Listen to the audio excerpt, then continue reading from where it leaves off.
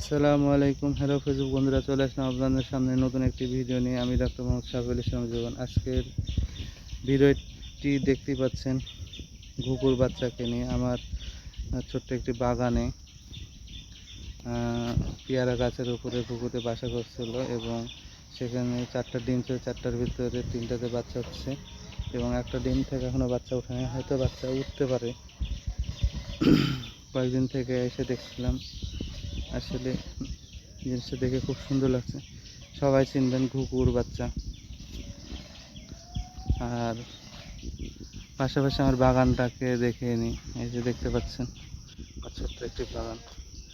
বাগানের ভিতরে অনেক গাছগাছালি আছে, যেমন এই যে আম গাছ আছে, আম গাছে আম দেখতে পাচ্ছেন, মেহগনি গাছ আছে, কলা গাছ আছে, কলা গাছে কলা ধরে আছে, লেবু গাছ আছে, কামারাঙ্গা আছে, তারপরে বাতাবি লেবু আছে, বেলজামের আছে, মিষ্টি আমড়ার গাছ আছে, তারপরে সাজনার ডাঁটা আছে, তারপরে তাল গাছ, নিম গাছ, এগুলো তো আছেই।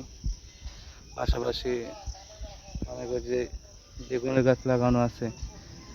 জায়গাটা ছোট্ট একটি জায়গা, কিন্তু ছোট জায়গার ভিতরে আপনারা চাইলেই সুন্দর করে বাগান তৈরি করতে পারেন। এবং আসলে বাগানে বেশ কয়েকদিন বৃষ্টি হওয়ার কারণে আসা হয়নি, যার কারণে অপরিষ্কার হয়ে আছে।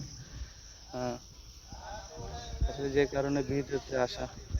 এই যে এখানে একটি মেহগনি গাছ দেখতে পাচ্ছেন, বেশ কয়েকটা মেহগনি গাছ আছে, 25-30টি মেহগনি গাছ আছে। আসলে ভিডিওটি যে জন্য করা সেটা হচ্ছে যে পাখির বাচ্চার জন্য। দেখতে পাচ্ছেন কত সুন্দর, এবং তার মা হয়তো আহার করতে গেছে।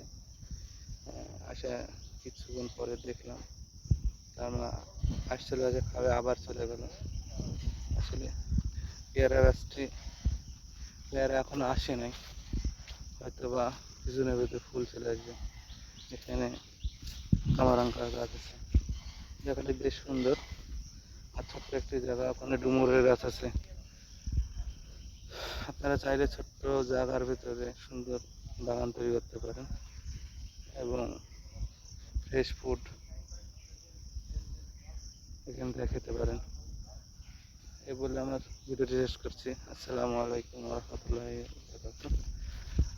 সর্বশেষে আরেকবার বাচ্চা ভিডিওটি পাখির ছানার ভিডিওটি দেখে নিলাম। সুন্দরভাবে নড়াচড়া করতেছে,